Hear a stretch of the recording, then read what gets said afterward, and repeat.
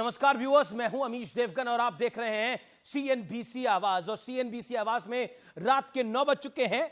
घड़ी जब 9 बजे का इशारा कर रही है और वक्त है अब टक्कर का। मुंबई में इंडिया गठबंधन की होने वाली तीसरी बैठक से पहले खींचतान दिखने लगी है। कांग्रेस बार बार राहुल गांधी का नाम आगे बढ़ा रही है, तो समाजवादी पार्टी के सांसद शफीकुर रहमान बर्क का कहना है कि अगर अभी से पीएम कैंडिडेट पर बात हुई तो गठबंधन टूट भी सकता है। तो सीट के बंटवारे पर संजय राउत कह रहे हैं कि बैठक में इस मुद्दे पर कोई चर्चा तक नहीं होगी। इसी बीच मोदी सरकार ने रसोई गैस की कीमतों में 200 रुपए की भारी कटौती कर दी है, तो विपक्ष का कहना है ये इंडिया के डर से फैसला लिया गया है। इस बीच ममता बनर्जी के बाद नीतीश कुमार का कहना है कि लोकसभा चुनाव समय से पहले हो सकते हैं। तो आज इन तमाम मुद्दों पर होगी जोरदार टक्कर। सीएनबीसी आवाज पर 2024 की तैयारी, इंडिया कितना भारी। आज सीएनबीसी आवाज की टक्कर इसी पर।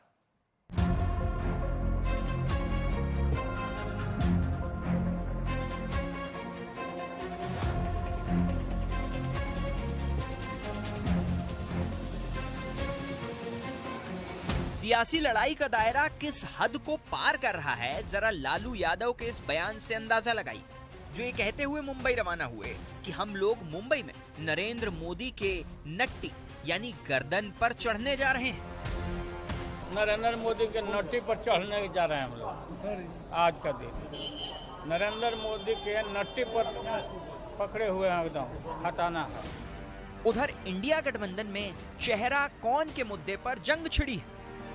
तो इंडिया अलायंस की तरफ से प्रधानमंत्री का फेस कौन बनेगा?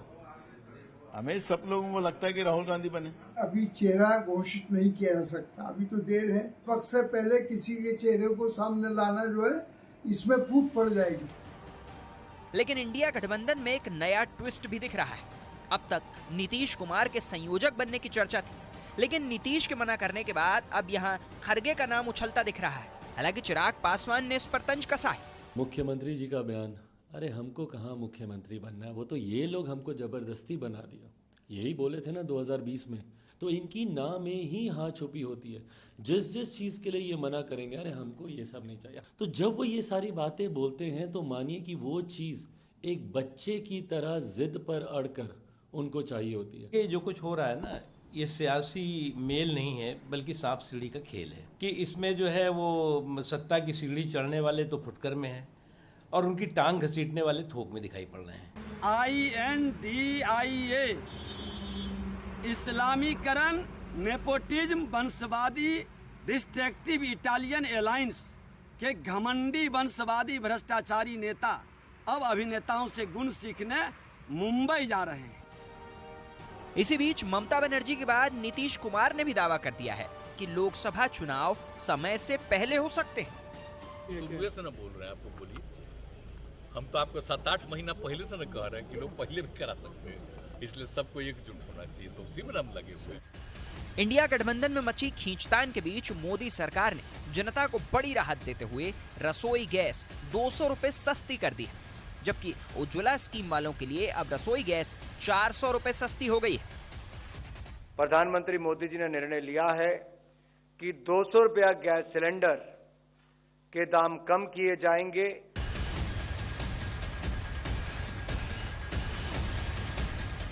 लेकिन आज सबसे बड़ा सवाल है कि क्या चेहरे के मुद्दे पर इंडिया गठबंधन में बड़ी भिड़ंत होने वाली है। इसी पर होगी देश की सबसे बड़ी बहस, इंडिया का चेहरा, मुसीबत का सेहरा। और अब वक्त है सुप्रसिद्ध विश्लेषण का। आइए आपको मैजिक वॉल पे दिखाते हैं गठबंधन में बढ़ती गांठ का विश्लेषण। पहली गांठ चेहरे को लेकर है। कांग्रेस बोली हमारी तरफ से राहुल गांधी चेहरा है। समाजवादी पार्टी के शफीकुर रहमान बर्क बोले चेहरे पर अगर अभी चर्चा हुई तो गठबंधन टूट जाएगा, यानी चेहरे पर अगर विचार हुआ तो गठबंधन में गांठ पड़ जाएगी। दूसरी गांठ सीट शेयरिंग, यह बड़ा मुद्दा है।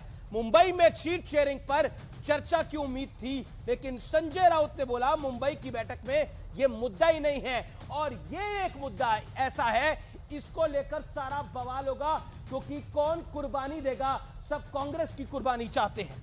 बढ़ता हूं मैं आगे। तीसरी बड़ी गांठ, वो संयोजक था नीतीश कुमार संयोजक की रेस से लगभग अब बाहर हो चुके हैं। यह नीतीश कुमार को अब तक का सबसे बड़ा झटका है और अब संयोजक के लिए मल्लिकार्जुन खड़गे का नाम उछाला जा रहा है और यह हो सकता है कि इस बैठक में मल्लिकार्जुन खड़गे को संयोजक बना दिया जाए। और खबर यह भी है सूत्रों के हवाले से कि आम आदमी पार्टी और कई प्रमुख जो दल हैं INDIA गठबंधन के, उन्होंने मल्लिकार्जुन खड़गे को दलित चेहरा होने के नाते प्रधानमंत्री पद का उम्मीदवार भी बताने का काम कर रहे हैं और उन्हें समझा रहे हैं कि आप कांग्रेस में अब समझाइए और प्रधानमंत्री का उम्मीदवार बन जाइए। बढ़ता हूं मैं आगे। चौथी गांठ कहीं साथ है और कहीं खिलाफ है। केंद्र के चुनाव में सब साथ होने का दावा कर रहे हैं, लेकिन बंगाल में ममता सरकार को लगातार कांग्रेस कोस रही है। छत्तीसगढ़ सरकार को आम आदमी पार्टी फ्रेश बता रही है, कह रही है कि भूपेश बघेल की सरकार ने अब तक का सबसे बड़ा भ्रष्टाचार किया है और कन्वर्जन के मुद्दे पे भी आम आदमी पार्टी छत्तीसगढ़ की सरकार को घेर रही है और लगातार दबाव बना रही है, लगातार बयान दे रही है। बढ़ता हूं मैं आगे। पंजाब सरकार पर लगातार कांग्रेस का हमला जारी है। वो कह रही है कि भगवंत मान जो है वो बड़े खराब सीएम हैं, करप्ट सीएम हैं, ये आरोप लगा रही है। बढ़ता हूं मैं आगे अब बड़े सवाल की तरफ, लेकिन आज सवाल में एक ट्विस्ट है और ट्विस्ट ये है कि खींचतान के बावजूद इस गठबंधन की तीसरी बैठक एनडीए के लिए चुनौती साबित होगी। यानी इन तमाम घटनाक्रम के बावजूद बैठक तीसरी हो रही है और क्या यह तीसरी बैठक कुछ बड़े सवाल खड़े करेगी? आज आर पार में हम इसी की बात करेंगे। मैजिक वॉल पे देखते हैं कौन कौन दिख रहा है। इस समय एनडीए की तरफ से मुझे बृजमोहन श्रीवास्तव दिख रहे हैं, जो कि प्रवक्ता है एनसीपी के, अजीत दादा पवार वाले गुट के। अनुराग भदौरिया दिख रहे हैं, प्रवक्ता समाजवादी पार्टी के। राधिका खेड़ा मेरे साथ खास तौर पर जुड़ेंगी, कांग्रेस पार्टी की प्रवक्ता। मेरे साथ जुड़ेंगे डॉक्टर सुधांशु त्रिवेदी, भारतीय जनता पार्टी के सांसद प्रवक्ता। अनुराग भाई, आप ही का रुख कर लेता हूं। मैंने जो पहली गांठ बताई चेहरा, उस पहली गांठ में बयान आप ही की पार्टी के सांसद का है। सवाल का जवाब दीजिएगा, 50 सेकंड का आपको वक्त दे रहा हूं, इधर उधर की बात मत करिएगा। आखिरकार आपके नेता ने, आपके सांसद ने यह क्यों कहा कि चेहरे पर अगर अभी चर्चा हुई तो गठबंधन टूट जाएगा? देखिए, हमारा अटूट गठबंधन है। ये फेविकोल का जोड़ बहुत मजबूत है, इंडिया, और हम इंडिया सब एक हैं। हमने आपको बोला समाजवादी की तरफ से जो सबसे बड़ा चेहरा है उत्तर प्रदेश में वो अखिलेश यादव जी है, वो भी प्राइम मिनिस्टर कैंडिडेट हो सकते हैं, इसमें कौन सी बुराई है। टीएमसी की तरफ से ममता जी हो सकती है, नीतीश कुमार जी भी हो सकते हैं। हमारे पास तो यहाँ पीएम के कई सारे चेहरे हैं और मजबूत चेहरे हैं और जिनके पास जिनका काम करने का एक्सपीरियंस भी है, जिन्होंने अपना अपना प्रदेश चलाया भी है। जैसे उत्तर प्रदेश को बहुत अच्छी तरह चलाया था अखिलेश यादव जी ने, आज भी उनके विकास के काम को लोग याद करते हैं। इसलिए कह रहे हैं हमारे पास चेहरों की कमी नहीं है। 140 करोड़ की 140 करोड़ की पॉपुलेशन में अगर आपके पास 2014 का लोकसभा हारे, 2017 का विधानसभा हारे, 2019 का लोकसभा हारे, बोलने नहीं देंगे। बीएसपी और एसपी के गठबंधन के 50 सेकंड बोलना है। 2022 का विधानसभा चुनाव आपने 4 चुनाव हारे हैं, 4। अच्छा, आपने 50 सेकंड में तो 25 सेकंड आप ही नहीं बोल लिया, तो बताइए आप ही बोल लीजिए तब मैं बोल लूं, या तो 50 सेकंड दे दो, मैं कह लूं फिर टोक लीजिएगा। ऐसे तो नहीं हो पाएगा ना। मैंने कहा कि 50 सेकंड की आपकी गिनती खराब है, 30 सेकंड और बोलने तो दो भाई। अब बोलने ही नहीं दोगे तो मैं चुप हो जाता हूं। ये कह दो कि बोलना नहीं है, अब मैं बोल रहा हूं तो सुन लीजिए, फिर सवाल पूछ लीजिएगा। मैंने कहा कि हमारे पास जो इंडिया है ये बहुत मजबूत गठबंधन है और बार बार इसको आदमी INDIA डॉट लगाते हैं। डॉट की कोई जरूरत नहीं है। हम इंडिया हैं, इंडिया रहेंगे और हम सब मिलकर जीतेंगे। राष्ट्र के मुद्दे पे हम एक हैं। हमारे पास प्राइम मिनिस्टर कैंडिडेट हैं। हमने आपको बोला कि उत्तर प्रदेश में समाजवादी पार्टी मजबूत है, अखिलेश यादव जी भी पीएम के चेहरा हो सकते हैं, उधर ममता जी भी हो सकते हैं, नीतीश जी भी हो सकते हैं। यही तो खूबसूरती है हमारे गठबंधन की कि हमारे पास प्राइम मिनिस्टर के कैंडिडेट बहुत सारे हैं, क्योंकि सबके पास काम करने का एक्सपीरियंस है, सबने अपने अपने प्रदेशों में विकास किया है। लेकिन भारतीय जनता पार्टी में एक चेहरे के अलावा दूसरा चेहरा नहीं है, ना भारतीय जनता पार्टी दूसरा चेहरे का नाम ले सकती है, क्योंकि वहां पे चेहरे पे नाम पे चर्चा हो ही नहीं सकती। हमारे यहाँ चर्चा है क्योंकि हमारे यहाँ लोकतंत्र मजबूत है। जो लोग जीत के आएंगे, सदस्य जीत के आएंगे, जीतने के बाद बैठेंगे और अपना नेता चुन लेंगे और देश को प्रधानमंत्री मिल जाएगा। ये तय है कि इस बार भारतीय जनता पार्टी की हार अब मुझे निश्चित है। देखिए, ये आपके साथ दिक्कत है कि आप जीतेगा शांत तो नहीं होते हैं, इंडिया लगातार बोलते हैं। जीतेगा इंडिया। नहीं, अगर टीवी पे बोलने से आपके इंडिया जीत जाएगा, यानी आपका गठबंधन जीत जाएगा, तो आप 2019 का चुनाव जीत जाते, जिसमें सपा बसपा का गठबंधन था। एक दौर था ना, मिले मुलायम काशीराम, क्या हुआ था तब। और अब दौर में देखिए, जब मिले भी तो कुछ हासिल नहीं हुआ। मैं बढ़ता हूं आगे, बृजमोहन श्रीवास्तव की बात करता हूं। बृजमोहन श्रीवास्तव ये कह रहे हैं चेहरा तो हम ढूंढ लेंगे, लेकिन इन तमाम मनमुटावों के बावजूद बड़ा सवाल यह है कि इनकी तीसरी बैठक तो हो रही है, क्या वो एनडीए को चिंता में डाल रही है? और ये कह रहे हैं चेहरे की बात मत करिए, चेहरा आपके पास सिर्फ एक है, नरेंद्र मोदी, इनके पास कई हैं, इनकी बगिया में कई फूल हैं। अमीश जी, ये चेहरा ढूंढने की बात कर रहे हैं। आप देखिए कि बेंगलोर की जब मीटिंग हुई थी INDIA की, उसमें यह घोषणा की गई थी कि हम 1 महीने के अंदर दिल्ली में अपना सेक्रेटरिएट शुरू कर देंगे INDIA का। आज 1 महीने से ज़्यादा हो गया, तो वो लोग अपना अभी सेक्रेटरिएट शुरू नहीं कर पाए जी। तो चेहरा ढूंढने की बात तो मुझे लगता बहुत दूर है, और उससे कहीं ज़्यादा दूर मिनिमम कॉमन प्रोग्राम हो जाएगा, इससे कहीं ज़्यादा दूर उनका खुद का मैनिफेस्टो हो जाएगा। तो मुझे नहीं लगता है कि अभी कोई इस बात की संभावना है। देखिए, एक मूल बात को आपको समझना होगा, एनडीए और INDI के फर्क को मैं बताना चाहता हूं। एनडीए में जितने लोग पहुंचे हैं, ये स्वेच्छा से पहुंचे हैं, क्योंकि इन लोगों का समूह का यह विश्वास है कि देश को एक मजबूत अगर नेतृत्व चाहिए तो वो भारतीय जनता पार्टी के आदरणीय नेता नरेंद्र मोदी जी ही दे सकते हैं। इस विश्वास को लेकर एनडीए का गठन हुआ है। वहीं INDI का गठन जो हुआ है वो डर और अपने आप को बचाने के लिए हुआ है। तो ये दोनों का जो मूल आधार है उसमें ही फर्क है। तो इस आधार के चलते जब INDIA की बात होती है तो वहां के नेता सबसे पहले ये सोचते हैं कि अगर कुछ हो तो उससे हम अपने आप को कैसे बेनिफिटेड ले लें। इसलिए तो ये बात कही जाती है कि हमारे सारे नेताओं के पास बड़ा अनुभव है, बहुत अनुभवी लोग हैं, लेकिन उनके अनुभव को तो जनता कई बार रिजेक्ट कर चुकी है। अभी आपने बताया कि कई बार चुनाव में लोग वो हारे जिन लोगों के नाम लिए जाते हैं। तो मेरा मानना यह है कि जो INDI की जो मीटिंग होने वाली है, इसमें बातें तो होंगी, मुलाकातें भी होंगी, जो कि होती हैं, क्योंकि जब राजनीतिक दल के नेता मिलते हैं तो बातचीत तो होती है। लेकिन मुझे नहीं लगता, आप पहली मीटिंग में तो आपके नेता भी साथ गए थे, प्रफुल्ल पटेल और अजीत पवार। उन्होंने तो कहा था कि मुझे तो हंसी आ रही थी जिस तरह की बातें वहां पर हो रही थी। तो जरा उस पर प्रकाश डालिए, हंसी आप लोगों यही तो कारण है जी, हंसी क्यों आ रही थी प्रफुल्ल पटेल को? नहीं, मुद्दा हंसी का नहीं था। वहां आदरणीय प्रफुल्ल पटेल साहब उस मीटिंग में थे। वहां उन्होंने जब पूरे वातावरण को देखा तो उनको ऐसा लगा कि INDIA का ये जो चर्चा चल रही है, इनके पास ना तो कोई प्रोग्राम है और ना ही इनके पास आने वाले दिनों में अगर कभी सरकार बनाने की बात हो तो ना ही इनके पास कोई ब्लूप्रिंट है, कोई प्रोग्राम नहीं है, कोई ब्लूप्रिंट नहीं है। 1 अरब 40 करोड़ लोगों का ये मुल्क है हमारा। अगर इसके सामने कोई एक ब्लूप्रिंट नहीं होगा देश की प्रगति का, अगर इसके सामने कोई ब्लूप्रिंट नहीं होगा देश की आर्थिक नीति का, तो फिर ये इस गठबंधन का मतलब क्या है? इस बात से डिसल्यूज्ड होके आदरणीय प्रफुल्ल पटेल साहब ने यह फैसला लिया कि हम इस मौके पे एनडीए के साथ जाएंगे। राधिका खेड़ा, मैं अभी आपके कांग्रेस पार्टी के बड़े नेता हैं पवन खेड़ा, उनको कोट करता हूं। पवन खेड़ा ने बोला कि ये जो आम आदमी पार्टी के लोग छत्तीसगढ़ जाते हैं और इस तरह की बयानबाजी करते हैं, वो अपने पाले में झांक के देखें। आप क्योंकि खुद छत्तीसगढ़ की कांग्रेस की कमान आपने ले रखी है, यानी मीडिया की, आप बताइए, आपको तो बड़ी दिक्कत होती होगी छत्तीसगढ़ में। आपको आम आदमी पार्टी पे अटैक करना है, दिल्ली में आपको इनको डिफेंड कर रहा है। क्या आपको लगता नहीं है कि आप लोग खुद परेशानी में हैं इस पूरे मुद्दे को लेकर?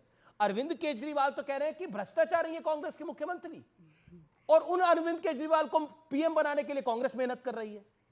देखिए अमीश जी, पहली बात तो मैं साफ कर दूं कि अरविंद केजरीवाल जी प्रधानमंत्री होंगे नहीं होंगे ये अभी तय नहीं हुआ है। तो ये कहना कि हम उनको डिफेंड कर रहे हैं, इस बात को आप मत बोलिए, क्योंकि कोई चेहरा अभी तय नहीं हुआ है। उसके लिए समय है, मीटिंग्स होने दीजिए, आप लोगों को हम वेल इन टाइम बता देंगे कि हमारा चेहरा कौन होगा।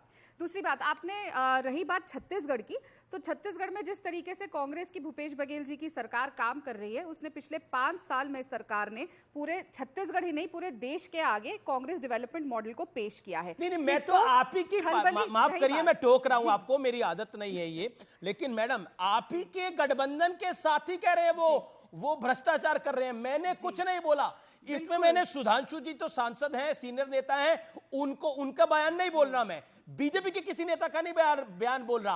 आपके गठबंधन के नेता भगवंत मान, आपके गठबंधन के नेता अरविंद केजरीवाल कह रहे हैं कि भूपेश बघेल ने इतनी करप्शन करी है, इतनी तो बीजेपी ने नहीं करी थी।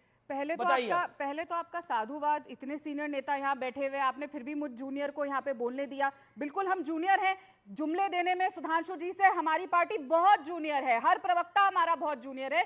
झूठ बोलने में सुधांशु जी से हम बहुत जूनियर जी, हम कहीं स्टैंड ही नहीं करते, तो उनको इनकी सीनियरिटी जुमले देने की और झूठ बोलने की मुबारक।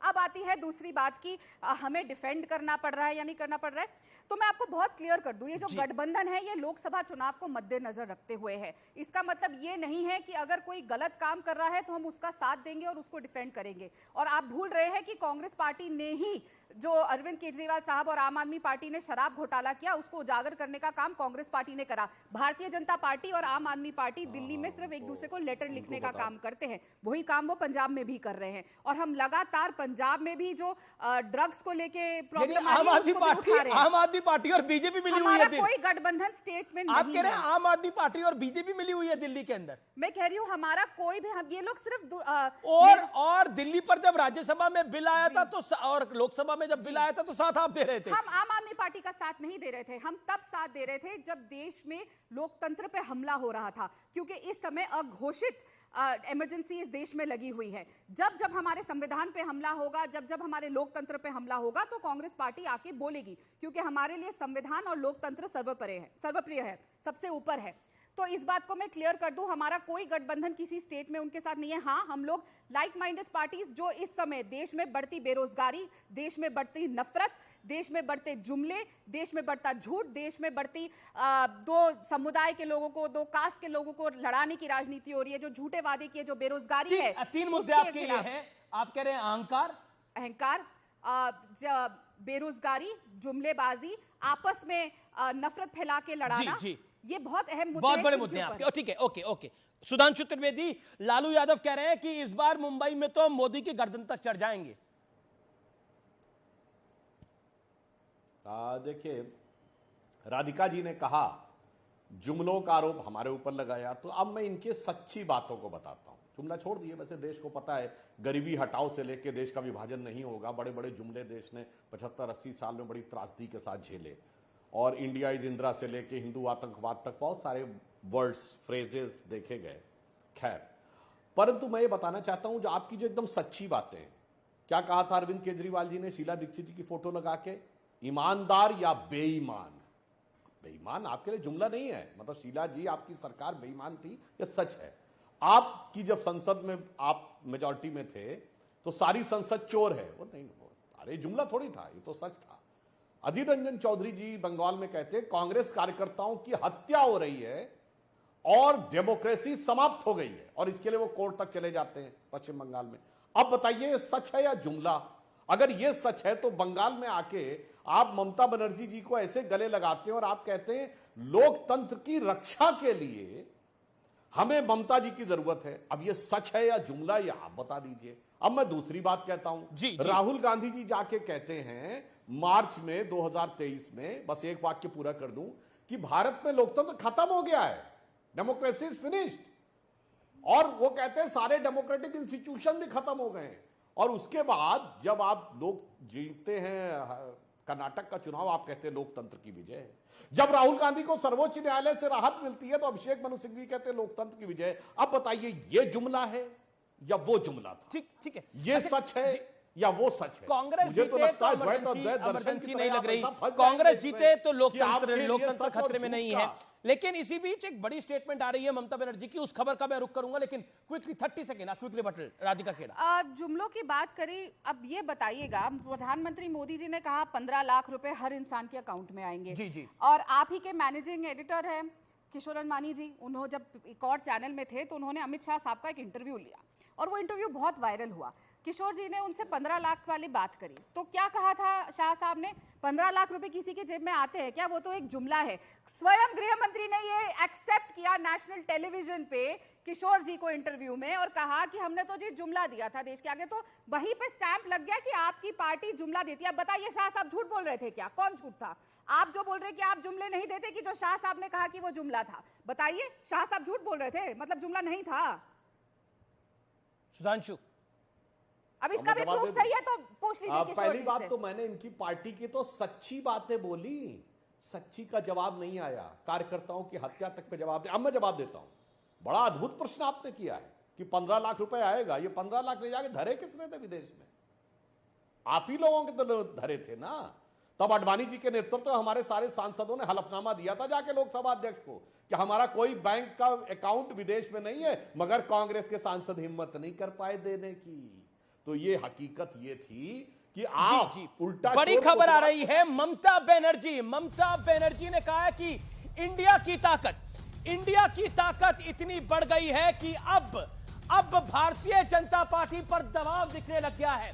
एलपीजी के दाम कम करने पर तंज कसा है कि एलपीजी सिलेंडर के दाम इसीलिए कम करे गए हैं कि इस गठबंधन से बीजेपी पूर्ण रूपेण डर चुकी है, डर कर घटाए हैं दाम। मैं सीधा सुधांशु त्रिवेदी का आरोप करता हूं, यही है इंडिया का दम और यह दम अभी और दिखेगा। ममता बनर्जी का बयान, सुधांशु त्रिवेदी, वो कह रही है कि इंडिया गठबंधन से डर गई है Bharatiya Janata party. 30 seconds, then अनुराग। अमित जी, बस बिल्कुल एक बार में जवाब दे। अभी मैंने बोला कि अधीर रंजन चौधरी जी ने ममता जी के बारे में बोला कि उनके कार्यकर्ताओं की हत्या हो रही है। अगर एक दूसरे के जानी दुश्मन भी साथ में आके खड़े हो जाएं तो माना जाता है कि डर उसे लग रहा है। मतलब एक दूसरे के जान के दुश्मन कार्यकर्ताओं की हत्या हुई और उन्होंने कहा उसके बाद साथ में आके खड़े हो गए तो लगता है। अब बताइए, शिवसेना के साथ ये महाराष्ट्र में खड़े हैं, क्या क्या वाक्य बोले गए थे। अभी आपने बताया आम आदमी पार्टी के साथ वहां खड़े हुए हैं। तो जो एक दूसरे के जानी दुश्मन है वो अगर साथ में आए, देश की जनता समझती है डरे हुए वो लोग होते हैं जो उस सीमा तक जाके समझौता करते हैं। जो मैंने एक वाक्य बोला था संसद में, वो रिपीट कर देता हूं कि शाम तक सुबह की नजरों से उतर जाते हैं, इस कदर समझौतों पे जीते हैं कि जमीर भी मर जाते हैं। जी, मैं रुक करता हूं अनुराग उधरिया का। अनुराग उधरिया, मेक योर पॉइंट। 30 सेकेंड्स। देखिए, अब दिक्कत ये हो गई है कि सुधांशु जी की आपने पूरी बात सुनी, केजरीवाल जी के बारे में बात की, ममता जी के बारे में बात की, फिर राहुल गांधी जी के बारे में बात की, कर्नाटका भी चले गए, मनु सिंघवी जी की भी बात की, सबकी बात करेंगे, समाजवादी की भी करेंगे, लेकिन जनता की नहीं करेंगे। आपने उनसे पूछा 200 रुपए कम हुए, उस पर भी नहीं बोलेंगे। जनता से संबंधित किसी बात पे भारतीय जनता पार्टी के प्रवक्ता बात नहीं करना चाहते हैं। इसलिए भारतीय जनता पार्टी को कहता है कि भारतीय जनता पार्टी वक्त के साथ चलती है, हम सच के साथ चलते हैं। जो सच के साथ चलते हैं उनका वक्त एक दिन उनके साथ अपने आप चलने लगता है। याद रखिएगा, आप तो झूठ के साथ चल रहे हैं ना, हम वक्त के साथ नहीं चलते, हम सच के साथ चलते हैं और वक्त हमारे साथ चलेगा। आप देख लीजिएगा आने वाले 2024 के चुनाव में। और जहां तक आप डीजल पेट्रोल, जहां तक एलपीजी की बात हो रही थी, आपने 2014 में कितना था, 410 रुपए। अब अगर आपने 200 सब्सिडी भी कर दी है तो 903, मतलब 493 रुपए की उन्नति फिर भी है। फिर भी 493 रुपए महंगा आपने एलपीजी किया इतने 4-5 सालों में। सोचिए आप, ये हालत है। इस पे आप बात नहीं करेंगे। आपको चिंता किसकी रहती? इंडिया की चिंता रहती। क्यों पता है? क्योंकि आप परेशान है, क्योंकि एनडीए में भी तो आप पकड़ लाए ना, राजभर जी को पकड़ के लाए हो ना। राजभर जी तो आपको ही घर आ रहे थे और खुल के घर आ रहे थे। आज आप उनको पकड़ के कौन लाए? आप ही लाए। अभी अकाली दल पे भी डोरे डाल रहे हो आप कि आप भी आ जाओ। पासवान को भी पकड़ के आप लाए थे, बीच में तो उनकी पार्टी दो भाग में उनकी पार्टी दो भाग बटी थी, बंटवाने वाले तो आप ही थे ना। अब क्यों पकड़ के लाए? क्योंकि आप डर गए हो, क्योंकि आप जनता की बात नहीं करते हो। हम इंडिया वाले जनता की बात करते हैं और ठोक के जनता की बात करते हैं, महंगाई की बात करते हैं, बेरोजगारी की बात करते हैं, नफरत आप फैला रहे हैं, सवाल का जवाब दीजिए। अनुराग 10 सेकंड आपको और दे रहा हूं। बीजेपी क्यों डरी हुई है? क्यों डरी है बीजेपी? बीजेपी डरी हुई है क्योंकि उसने जनता समाज के अंदर जो नफरत के विकास किया है, समाज के अंदर जो बेरोजगारी का विकास किया है, जो महंगाई का विकास किया है, जिस तरह से समाज के अंदर में झूठ फैलाया है, अहंकार जो भारतीय जनता पार्टी का देखने को मिला है, जनता अब इनसे नफरत करने लगी है। इंडिया को देखते हुए जनता ने इंडिया को चुनने का मन बनाया है और भारतीय जनता पार्टी को हराने का मन बनाया है। इसीलिए डरे हुए हैं ये। और इनको सत्ता चाहिए, इनको बहुत ज्यादा नफरत की बात हो रही है तो 2 लाइनें में नफरत पे भी बोलूंगा, लेकिन सुधांशु वो कह रहे हैं आपने नफरत फैला दिया है, आप में अहंकार है और इस बारी मन बना लिया है देखिए जनता ने।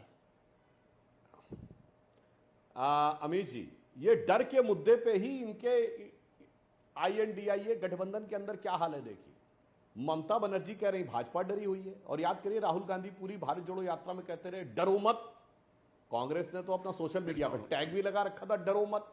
उन्होंने कहा था भारत में डर का माहौल है। अब मुझे समझ में नहीं आता कि इनकी तो पॉलिसी या इनकी अप्रोच डर पर भी बटी हुई है। मतलब एक कह रहा भाजपा डरी हुई है, एक कह रहा देश डरा हुआ है, एक कहता अल्पसंख्यकों को डर लग रहा है। मतलब डर पर भी अपनी अपनी ढपली, अपना अपना राग। और मैं एक वाक्य पूछ लूं, अनुराग भदौरिया जी ने कहा कि सच के साथ आपने लंबा बोला। अच्छा, आपके लिए एक $1 मिलियन क्वेश्चन है, एक पार्टी का नाम बताइए जिसका आपने साथ ना लिया हो आज तक सत्ता के लिए। चुनौती से पूछता हूं, बताइए एक पार्टी। सबका साथ लेकर घाट घाट का पानी पीकर आप घर के न रह गए घाट के। चलिए एक पार्टी बताइए जिसका आपने साथ न दिया। कहावत पूरी पता है ना आपको, घर के ना घाट के, पता है ना आपको अनुराग भाई? जवाब किसको कहा जाता है घर के ना घाट के? जवाब दे दूं? देखिए हम समाजवादी लोग हैं। जब जब समाज के ऊपर में, देश के ऊपर में संकट आता है, कोई भी दल हो जिससे मेरी विचारधारा नहीं भी मिलती हो, देश बचाने के लिए हम उनका साथ देते हैं और देते रहेंगे, क्योंकि हम देश के साथ खड़े, सत्ता के साथ नहीं खड़े। आप सत्ता के साथ खड़े हो, ठीक है, आप सत्ता चाहिए, आप देश बचाने के लिए, ठीक है, ओके, देश बचाने के लिए। सुधांशु का जवाब, reply, audio down, PCR audio down, जिसका नाम लू उसी का ऑडियो खोलेगा। सुधांशु 30 सेकंड्स। देन राधिका जी। इन्होंने ये स्वीकार कर लिया कि इनके विचार मिलते हो न मिलते हो तो भी साथ पर मैं दर्शकों के लिए बता देना चाहता हूं, मुलायम सिंह यादव जी पहली बार मुख्यमंत्री बने 1989 में बीजेपी के सपोर्ट से।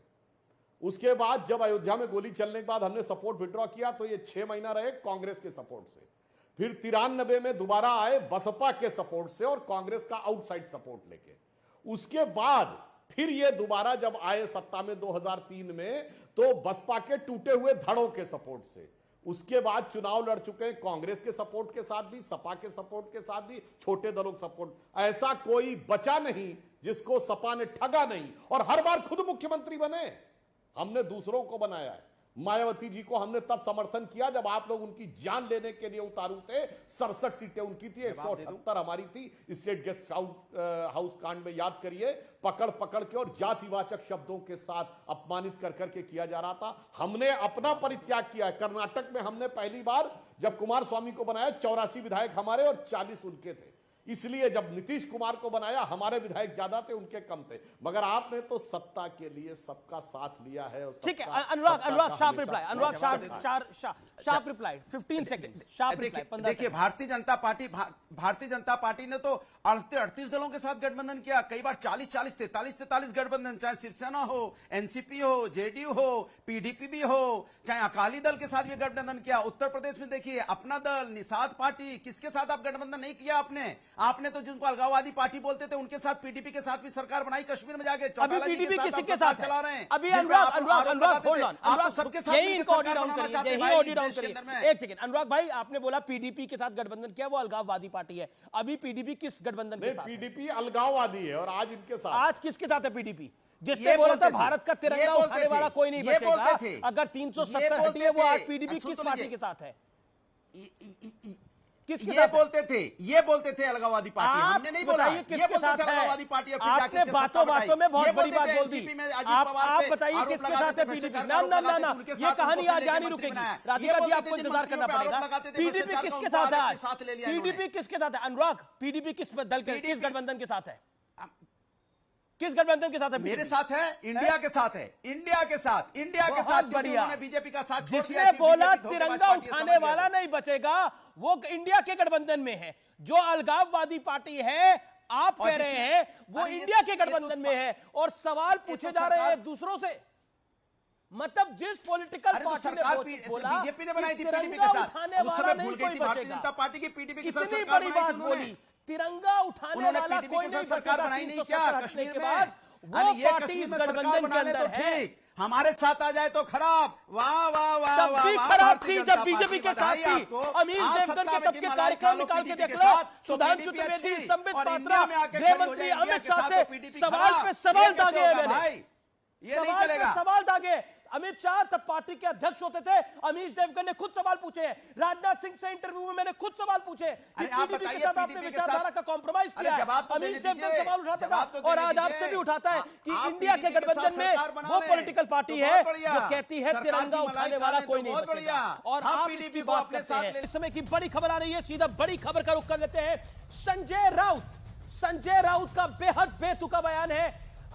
इंडिया गठबंधन के पार्टनर हैं संजय राउत। ड्रामा थी सर्जिकल स्ट्राइक, ये बड़ा बयान दिया है। और जब ये सरकार के साथ होते थे वो कहते थे कि ये सर्जिकल स्ट्राइक सही है, अयोध्या में हो सकता है हमला, ये संजय राउत ने कहा है। और राम मंदिर उद्घाटन के वक्त हमला होगा, ये संजय राउत ने कहा है। ये बेहद बेतुका बयान है, विवादित बयान है। पूरे देश के लोगों को बुलाया जाएगा और कहीं भी हमला हो जाएगा, लोगों से भरी ट्रेन में पत्थरबाजी कराई जाएगी। ये मनगढ़ंत कहानी, आग लगाने की कोशिश होगी। ये मनगढ़ंत कहानी बना रहे हैं। 24 से पहले हो सकते हैं दंगे, इन्हें कैसे पता है, कोई इनसे पूछे। लेकिन संजय राउत ने एग्जैक्टली क्या कहा है, सुन लेते हैं व्यूअर्स। ये लोगों के मन में जो डर है, जो राजनीतिक दल चुनाव जीतने के लिए सर्जिकल स्ट्राइक का ड्रामा कर सकता है, लोगों के मन में शंका है। तो 2024 का चुनाव जीतने के लिए या लोगों में एक भय पैदा करने के लिए हमें डर है या हमें लगता है, हमें शंका है कि जो राम मंदिर का उद्घाटन होने जा रहा है अयोध्या में, उस वक्त पूरे देश में से लोगों को बुलाकर ट्रेन छोड़कर किसी ऐसे एरिया में, ऐसे विभाग में ट्रेन पर पथराव किए जाएंगे, पत्थरों पर ट्रेन के ऊपर आग के गोले छोड़े जाएंगे और पूरे देश में दंगे भड़काएंगे। ये बहुत बेतुका बयान है। मैं सुधांशु त्रिवेदी का सीधा रुख करता हूं और फिर मैं गठबंधन के दलों से रिएक्शन लूंगा। Sudhanshu Trivedi, your first reaction to this, ये जो संजय राउत ने कहा है, राज्यसभा में आपके साथी हैं ये। देखिए, मुझे लग रहा है कि इधर कुछ परिस्थिति ऐसी बन गई है कि कई बार बहुत अनर्गल बयान देने की आदत बन गई है। अब अगर संजय राउत जी ने कहा तो मैं याद दिलाना चाहता हूं, बाला साहब ठाकरे जी का वीडियो अवेलेबल है जिसमें वो एक इंटरव्यू प्रोग्राम में उनसे कहा गया कि साहब आप पे ये आरोप है कि फला फला दंगे आपने फैलाए। कांग्रेस का आरोप था, कांग्रेस का आरोप था और इसमें आपका हाथ है। तो बाला साहब ठाकरे जी का जानते का जवाब था, हाथ नहीं पैर है। कुछ लोग पैर से ही समझते हैं। तो जनाब, कहां आप जाके पहुंच गए? आप तो आरोप लगाने वालों में आ गए। ये क्या हो गया? इसलिए मैं कहना चाहता हूं कि जो बात वो कह रहे हैं आधारहीन, तर्कहीन कह रहे हैं और अपने जो संस्थापक पितृपुरुष हैं उनके जो उनके ऊपर आरोप लगाते थे कांग्रेस वाले, वैसी भाषा में अब ये बोलने का प्रयास कर रहे हैं। और इन्होंने कहा, तो मैं इनसे पूछना चाहता हूं, तो कांग्रेस कहती थी कि 93 के सारे दंगे शिवसेना ने कराए। जब 93 फरवरी में, जनवरी में और फरवरी में हुए हैं, मुंबई के बड़े भीषण दंगे हुए हैं, तो कांग्रेस कहती थी। अब शिवसेना आरोप लगाने में आ गई। और इतना ही नहीं, श्री कृष्णा कमीशन की रिपोर्ट, ब्रजमोहन जी बैठे, उन्हें याद होगा, पता नहीं राधिका जी को तो याद होगा नहीं होगा, मैं कह नहीं सकता। एक श्री कृष्णा कमीशन की रिपोर्ट आई थी जिसमें बाला साहब ठाकरे जी को इंडिक्ट कर दिया गया था और कांग्रेस उसको लेकर शिवसेना में बहुत कहती थी कि सब दंगे इन्होंने ही फैलाए। अब पता नहीं आज एक दूसरे के साथ किस ढंग से सब मिलके एक साथ आ गए हैं। और इतना ही नहीं, ऐसी रंगत बदली है कि भाषा भी वही बोलने लगे। राधिका खेड़ा, पहले आप अरविंद केजरीवाल को डिफेंड कर रही थी यानी, और अब आप क्या संजय राउत को डिफेंड करेंगी जो उन्होंने बात बोली है? देखिए, जहां तक मुझे पता है और जो मैंने इनका बयान सुना था और सुनाया मैंने चैनल के ऊपर, चल रहा है इस समय, लाइव चल रहा है। जो इन्होंने ये बोला था, ये उन्होंने कहा था शायद कि सत्यपाल मलिक जी जो फॉर्मर गवर्नर थे, उन्होंने ये कहा था कि सर्जिकल स्ट्राइक एक ड्रामा है और ये सब, पर मैं नहीं जानती, इनकी पार्टी इनके बारे में बताएगी, मैं इनकी प्रवक्ता नहीं हूँ। दूसरी बात, आप अगर कहते ये बात कि बोली है, बीजेपी नफरत फैला रही है, ये तो दंगे की बात आपके पार्टनर कर रहे हैं। देखिए, ये बात गठबंधन है, वैसे जवाब नहीं देंगी आप। अमीश जी, एक बात बताइए, हरियाणा नू में जो दंगे हुए और जो हालात हुए, उसकी खबर, उसकी इंटेलिजेंस रिपोर्ट मुख्यमंत्री के पास थी, लेकिन वो होने दिए गए। तो ये तो हुआ ना, उसमें तो आपके विधायक का नाम आ रहा है, मामन खान का।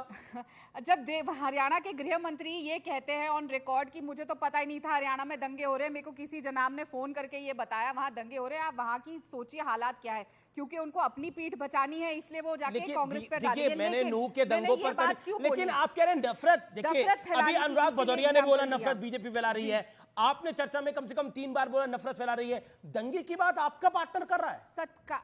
सरकार को अहंकार, नफरत फैलाना और क्रेडिट जीवी, ये 3 इनकी विशेषताएं हैं भारतीय जनता पार्टी की जो इस समय है, और यही वजह है। मैं आपको गारंटी से कह रही हूँ, आप याद रखिएगा सुधांशु रीड, फिर डिबेट पे मिलेंगे 2024 के चुनाव के बाद, यही मुद्दे होंगे जो इनको चुनाव हराएंगे। ठीक है, सुधांशु रिप्लाई 30 सेकंड्स।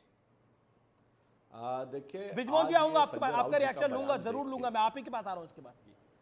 सिर्फ आश्चर्य नहीं, पीड़ा होती है कि भव्य श्री राम मंदिर बनने जा रहा है, उसके ऊपर शिवसेना के विचार ऐसे हो गए। मुझे अच्छी तरह याद है 6 दिसंबर 1992 को ढांचा गिरने के बाद, मैं ईमानदारी से कह रहा हूं, हमारे ही नेता डिफेंसिव मुद्रा में थे, मगर मुझे याद है दंगों की शुरुआत हो गई थी रात 11:15 बजे बीबीसी की हिंदी सेवा के ऊपर। बाला साहब ठाकरे जी से पूछा गया कि आपके ऊपर यह आरोप है कि आपके शिव सैनिकों ने ढांचा गिराया, तो उन्होंने कहा था हां, अगर उन्होंने गिराया तो मुझे गर्व है इस बात का। और वो शिवसेना आज ये कहने लगी जब भव्य राम मंदिर बन के तैयार हो रहा है। बाला साहब ठाकरे जी ने क्या कहा था कि भाई वहां पे मस्जिद कहां थी भाई, वो तो भगवान राम का मंदिर था। आज जब मंदिर भव्य स्वरूप में उभर के आ रहा है तो मुझे लगता है वाकई एक बेतुका बयान है। ओके राधिका खेड़ा, जिसको आप भी डिफेंड नहीं करना चाह रही, कम से कम समझा तो दीजिए उनको। मैं मंच है आपके पास। अमीश जी, मेरे सामने उनका बयान है और उन्होंने सीधे तौर पे कहा है कि जिस तरीके से सत्यपाल मलिक साहब जो इन्हीं के फॉर्मर गवर्नर थे, जो बार बार इन्हीं की पार्टी के मोदी जी के खुलासे कर रहे हैं, जैसे उन्होंने कहा था वो कि ये स्टेज है, वही उन्हीं की बात को उन्होंने रिपीट किया। और उन्होंने कहा कि लोगों के अंदर चिंता है, क्योंकि अगर इन्हीं के साथी, और गवर्नर एक बहुत जिम्मेदार पद होता है, अगर वो आके ये कह रहे हैं कि ये पूरी कहानी बनाई है। मैं सत्यपाल मलिक की बात नहीं कर रहा, उन्होंने बोला है ट्रेन आएगी, ट्रेन पे हमला होगा, ट्रेन पे आग लगाई जाएगी। ये सिंपल नहीं है, ये सिंपल नहीं है। और राम मंदिर जब बन के तैयार हो जाएगा ये तभी होगा। उन्हें कैसे पता है ये सब कुछ? देखिए, ये तो सिर्फ जो सत्यपाल मलिक साहब ने सत्यपाल मलिक ने कहा बोला है ये बात। जी की बात का जवाब देना चाहता हूं, जो बार-बार कांग्रेस वाले। अमीश जी एक सेकंड दीजिएगा। जी दिया। देखिए, आपको एक पिक्चर याद है रंग दे बसंती, उसमें गाना था खलबली है खलबली है खलबली।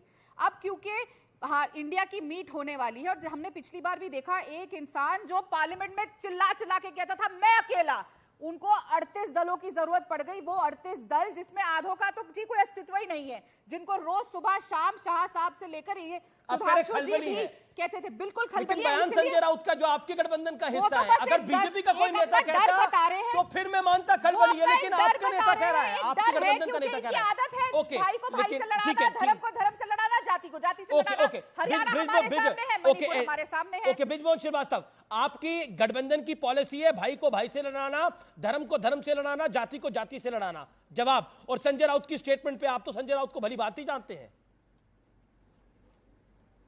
अमीश जी, सबसे पहले तो मैं एनडीए के सारे दलों की ओर से देश के आदरणीय प्रधानमंत्री नरेंद्र मोदी जी को इस बात के लिए बधाई देना चाहता हूं कि आज उन्होंने देश में गैस सिलेंडर की कीमतों में कमी की है। ये लोग जो लगातार कहते थे कि महंगाई बहुत है, आज तो इनको सबसे ज्यादा तारीफ करना चाहिए, आदरणीय मोदी जी की प्रशंसा करना चाहिए, लेकिन आज इनके मुंह से बोल नहीं फूट रहे, क्योंकि ये जनता के बारे में सोचते ही नहीं है। अगर जनता के हित में कोई फैसला लिया है तो क्यों नहीं इनको सामने आके उनको बधाई देना चाहिए। दूसरी बात, ये जो मुद्दे जितने उठा रहे हैं, ये सारे मुद्दे 2019 में उठाए जा चुके हैं, एक भी नया मुद्दा इनके पास नहीं है। और 2019 के बाद क्या हुआ, फिर से आदरणीय नरेंद्र मोदी जी की सरकार बनी और उससे ज्यादा बहुमत से सरकार बनी। मैं आपको फिर ये कहना चाहता हूं कि ये जो इनके मुद्दे हैं, इन मुद्दों को जनता पहले से ही नकार चुकी है। जहां तक बात आदरणीय संजय राउत साहब की है, देखिए हो क्या रहा है, जब से आदरणीय प्रधानमंत्री जी का 15 अगस्त को भाषण हुआ है लाल किले से, उसमें उन्होंने जब से देश के सामने एक ब्लूप्रिंट देश के सामने रखा है, 1 अरब 40 करोड़ लोगों के विकास की उन्होंने जब से बात की है, उसके बाद से INDI के जितने साथी है पूरी तौर से भ्रमित हो गए। किसी की समझ में नहीं आ रहा कोई क्या कहे। आदरणीय ममता बहन कहती है कि तत्काल चुनाव होने वाला है, फिर पीछे से आदरणीय नीतीश कुमार जी भी कहने लगते हैं कि चुनाव होने वाला है, संजय राउत जी बोल रहे हैं कि दंगे भड़कने वाले हैं, यानी कोई भी तारतम्य नहीं है। आदरणीय अरविंद केजरीवाल जी कहते हैं कि मैं पूरी जगह चुनाव लड़ाऊंगा, जहां अभी विधानसभा के चुनाव होने वाले हैं। तो किस प्रकार से इन लोगों का व्यवस्था है, किस प्रकार से ये लोग काम करना चाहते हैं, वो पूरा देश देख रहा है, पूरी तौर से भ्रमित हैं। और मुझे पूरा विश्वास है कि देश की जनता के सामने ये जो इनका भ्रम है, आप देखिए ना, सेक्रेटरिएट नहीं खोल पाते, अभी तक ये तय नहीं है कि इनका चेहरा कौन होगा। हर आदमी कह रहा है साहब हमारा जो नेता है वो इतना ताकतवर है और इतना उसका अच्छा परफॉर्मेंस है कि वो प्रधानमंत्री बन सकता है। तो पूरी भ्रम की स्थिति है। मैं बल्कि देश के लोगों से आह्वान करना चाहता हूँ, ऐसे लोगों की बातों पर बिल्कुल ध्यान देना बंद करें, क्योंकि देश का भविष्य, मैं इंडिया की तरफ से कहता हूँ, देश का भविष्य आदरणीय नरेंद्र मोदी के हाथ में सुरक्षित है। जी अनुराग, मैं आपसे जानना चाहता हूं, ये कहां से आप लेके आ रहे हैं कि चुनाव जल्दी हो सकते हैं? ममता जी कह रही हैं, नीतीश जी कह रहे हैं, और फिर आपके एक घटक दल तो कह रहा है कि दंगे हो सकते हैं। कहां से लेके आ रहे हैं सारी थ्योरियां आप लोग? देखिए मुझे लगता है कि जिस तरह का बयानबाजी चल रही है, इसकी जिम्मेदारी देखो सत्ता पक्ष में भारतीय जनता पार्टी की सरकार है। कैसे? उनके गवर्नर साहब थे सतपाल मलिक, बयान वो आप भी दो तो बयान जिम्मेदारी देते रहते बीजेपी हैं, की है। उनके बयानों के बारे में भी थोड़ा बात तो हो जाए। लॉजिकल बोलो सर। नहीं सुने, नहीं गवर्नर थे ना, गवर्नर थे ना, सुने गवर्नर तो भारतीय जनता पार्टी ने बनाया था, उनको सरकार ने गवर्नर बनाया था, गवर्नर तो और किसी ने बनाया नहीं। उनके जो बयान आते हैं मुझे लगता है उस पर भी चर्चा हो जाए तो ज्यादा अच्छा है। एक बात, दूसरी बात देखिए किस तरह सुन तो लीजिए, किस तरह से हम मुद्दों से देखो भटकाने की बात कर रहे हैं। जनता की बात देखो हो नहीं रही, बार बार मैं जनता के मुद्दों पे टिका हुआ हूं, यहां जनता की बात नहीं हो रही है, वो हमारी चिंता कर रहे हैं, इंडिया की चिंता कर रहे हैं। अरे मैं कहता हूं एनडीए को जनता ने चुना था, जनता की चिंता कर रहे हैं, विकास हुआ है। 200 रुपए सिलेंडर कम होगा, जनता की बात नहीं हो रही। संजय राउत किसका नेता है? अनुराग एक सेकंड, अनुराग एक रैपिड फायर राउंड, इस पे बात क्यों नहीं हो रही है? अनुराग एक सेकंड, एक रैपिड फायर राउंड करते हैं, लेकिन आप वादा करिए रैपिड फायर राउंड का जवाब आप एक शब्द में देंगे। मैं आपसे 2 सवाल पूछ रहा हूं और ये वादा करिए आप, रैपिड फायर राउंड आपको पता ना कैसे होता है। अनुराग, संजय राउत कौन सी पार्टी का नेता है? संजय अभी तो इंडिया के हिस्सा है, शिवसेना इंडिया का हिस्सा है। तो ये दंगों वाला बयान किसने दिया? अरे तो मेरी बात अभी भी नहीं समझे, मैंने क्या बोला? वन वर्ड में जवाब देना है। मुद्दों पे एक हैं, हमारी पार्टी अलग हो सकती है, हमारी विचारधारा अलग हो सकती है, लेकिन राष्ट्र के मुद्दों पे तो राम मंदिर आप भी मानते हैं, बेरोजगारी, आप भी मानते हैं कि राम मंदिर जब बनेगा उसके बाद ट्रेन पे हमला होगा? आप भी मानते हैं इस बात को, राम मंदिर जब बनेगा तो ट्रेन पे हमला होगा? राष्ट्र को बचाने की बात है ये, इसलिए हम इंडिया एक साथ। आप भी मानते हैं ऐसा? आप भी मानते हैं ऐसा क्या कि राम मंदिर जब बनेगा उसके बाद उस पर हमला होगा? देखिए भव्य राम मंदिर बनने जा रहा है, हम सब चाहते हैं राम मंदिर भव्य बने। माननीय सर्वोच्च न्यायालय ने जो आदेश दिया उसके मुताबिक बन रहा है, सभी लोग राम मंदिर को और उसकी सुरक्षा की जिम्मेदारी हमारी आपकी सबकी है, क्योंकि हम सबके प्रभु हैं राम, इसलिए राम मंदिर बन रहा है तो भव्यता की तो बहुत ही प्राउड की बात है, सबके लिए प्राउड की बात है। इसमें दिक्कत क्या है? ठीक है, ये हमारा राजनीतिक मुद्दा नहीं हो सकता।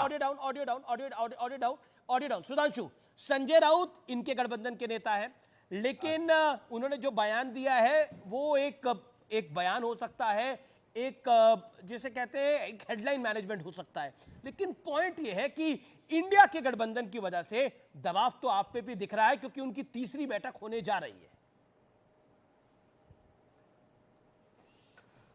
देखिए अभी मुझे कितनी इस तीखी डिबेट में भी सुखद अनुभूति हुई। जैसे अनुराग भदौरिया जी ने कहा कि राम मंदिर बन रहा है तो प्राउड का विषय है। मुझे याद आता है 1993 में मुलायम सिंह जी ने कहा था और कांग्रेस के नरसिम्हा राव जी ने कहा था कि हम तथाकथित बाबरी मस्जिद दोबारा बनवाएंगे। तब यह नारा लगा था, जब सपा बसपा कांग्रेस आई, सारे मौसेरे भाइयों ने मिलकर सरकार बना ली थी यूपी में, तो नारा लगा था मिले मुलायम काशी राम, हवा में उड़ गए जय श्री राम। और उस समय हमारी एक नेत्री ने कहा था कि नारा इसलिए लग रहा है कि समाज ने एकता और शक्ति में कमी रह गई है, जिस दिन वास्तविक एकता और शक्ति दिखेगी उस दिन क्या मुलायम क्या काशीराम, सारे बोलेंगे जय श्री राम। और आज दिख गया।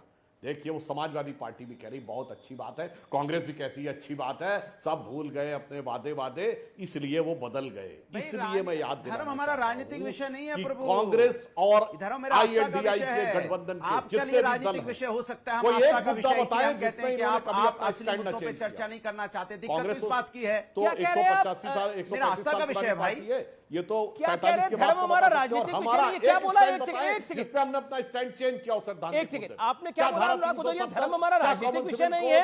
क्या राम मंदिर? आप अपनी पार्टी का इतिहास पढ़िए, आपकी पार्टी ने जो सरकारें चलाई है उसका। एक second Sudhanshu, one second. Mulayam Singh Yadav ने floor of the house UP Vidhan Sabha में बोला था कि हम मस्जिद बनवाएंगे। पीवी नरसिम्हा राव ने संसद में बोला। देखिए सवाल ये है, सवाल ये है, आप कह रहे धार्मिक इशू नहीं है। वक्त है एक अंतराल का, टक्कर के आज के एडिशन में यानी ट्यूसडे एडिशन में टक्कर के रुकेंगे एक ब्रेक के लिए, लेकिन ब्रेक के उस पार एक बड़ी खबर के साथ वेलकम बैक व्यूअर्स, आप देख रहे हैं सीएनबीसी आवाज पे टक्कर का मंगलवार एडिशन। अब वक्त है इतिहास के उन पन्नों को टटोलने का जिनमें भारत के बढ़ते कदमों को रोकने की साजिशों के निशान छिपे हो सकते हैं। वो साल 1966 का था। 24 जनवरी 1966 को भारत के मशहूर न्यूक्लियर वैज्ञानिक होमी जहांगीर बाबा मुंबई से वियना के लिए रवाना हुए। होमी जहांगीर बाबा एयर इंडिया की फ्लाइट 101 से सफर कर रहे थे व्यूअर्स, लेकिन सुबह 8:03 पर यह जहाज जिनेवा में मोबला के पास क्रैश हो गया और इसमें सवार सभी 117 यात्रियों की जान चली गई। 2008 में एक किताब आई कन्वर्सेशन विद द क्रो। इसमें पूर्व CIA अधिकारी रॉबर्ट क्रॉली और पत्रकार ग्रेगरी डगलस के बीच कथित बातचीत छपी है। इसमें दावा किया गया है कि भाभा के परमाणु बम बनाने के जुनून से अमेरिका बेहद परेशान था, इसलिए उन्हें रास्ते से हटा दिया गया। उन दावों में कितनी सच्चाई है यह तो नहीं कहा जा सकता, लेकिन एक बात तो हैरान करती है, वो ये है कि भारत की सरकार उस प्लेन क्रैश की कोई जांच क्यों नहीं करवाई। अगर भाभा जिंदा होते तो भारत 1960 के दशक में ही न्यूक्लियर पावर देश होता। एक और ताज्जुब की बात सुनिए अब। होमी जहांगीर बाबा की तरह ही भारतीय स्पेस रिसर्च के जनक विक्रम साराभाई की भी संदिग्ध मौत हुई थी। बात 30 दिसंबर 1971 की है। केरल के कोवलम में विक्रम साराभाई का शव होटल के कमरे में मिला। उन्हें जानने वाले लोग ये दावा करते हैं कि विक्रम साराभाई बिल्कुल स्वस्थ थे, उन्हें कोई भी शारीरिक परेशानी नहीं थी। इसके बावजूद विक्रम साराभाई जैसे खास व्यक्ति की मौत पर जांच तक नहीं कराई गई और यहां तक कि उनका पोस्टमार्टम तक भी नहीं हुआ, जबकि जिस परिस्थिति में उनकी मौत हुई उसमें पोस्टमार्टम होना बेहद सामान्य और जरूरी बात थी। तीसरा कथित कोइंसिडेंस सुनिए। 1994 में हुआ, जब देश के मशहूर वैज्ञानिक नंबी नारायण क्रायोजेनिक इंजन पर बड़ी सफलता हासिल करने की कगार पर थे। तब उन्हें देश के विरोधी होने के आरोप में अरेस्ट कर लिया गया। नंबी नारायण के ऊपर लगे आरोप धोने में 4 साल लगे। 1998 में सुप्रीम कोर्ट ने उन्हें बरी कर दिया। इस महान वैज्ञानिक को साल 2019 में मोदी सरकार ने पद्म भूषण से सम्मानित किया। लेकिन अहम बात यह है कि नंबी नारायण को जेल जाने से भारत क्रायोजेनिक इंजन बनाने की रेस में 2 दशक 20 साल पीछे चला गया। तब सेंटर में भी कांग्रेस थी और केरल में भी कांग्रेस थी जब उन पर आरोप लगे थे। 2009 में न्यूक्लियर वैज्ञानिक लोकनाथ महालिंगम मुंबई में मॉर्निंग वॉक करने के दौरान वो लापता हो जाते हैं। बाद में काली नदी के पास उनका शव बरामद होता है। कहा जाता है कि महालिंगम के पास संवेदनशील न्यूक्लियर इंफॉर्मेशन थी। इतना ही नहीं, परमाणु ऊर्जा विभाग के आंकड़ों के मुताबिक 2009 से 2013 के बीच 11 वैज्ञानिकों की संदिग्ध मौत हुई। ये सब क्यों और कैसे हो रहा था? क्या सबकी संदिग्ध मौत महज इत्तेफाक थी या फिर वजह कुछ और थी? क्योंकि जब जब कोई वैज्ञानिक संदिग्ध हालात में मारा जाता है तब तब भारत अंतरिक्ष या न्यूक्लियर एनर्जी के क्षेत्र में किसी में अहम पड़ाव पर होता था। क्या इन पन्नों की कभी पड़ताल नहीं होनी चाहिए? क्या ये नहीं पता लगना चाहिए था कि बढ़ते भारत के पैरों में बेड़िया कौन डालना चाह रहा था? जो सरकारें थी, क्या उनको होश नहीं था? क्या हमारी आने वाली नस्लों को ये नहीं पता होना चाहिए कि भारत माता के कुछ क्रांतिकारी ऐसे भी थे जो पेशे से वैज्ञानिक थे, लेकिन उनका जज्बा राष्ट्रपिता महात्मा गांधी और शहीद आजम भगत सिंह से कम नहीं था? आज ये सवाल जरूर मैं पूछना चाहता हूं और जिम्मेदारी से पूछना चाहता हूं, और इतिहास गवाह है, इसलिए शायद मैंने आज आपके समक्ष जानकारी रखी। तो फिलहाल CNBC आवाज के टक्कर के आज के एडिशन में इतना ही। उम्मीद है आपको कार्यक्रम पसंद आया होगा। नमस्कार, शुभ रात्रि।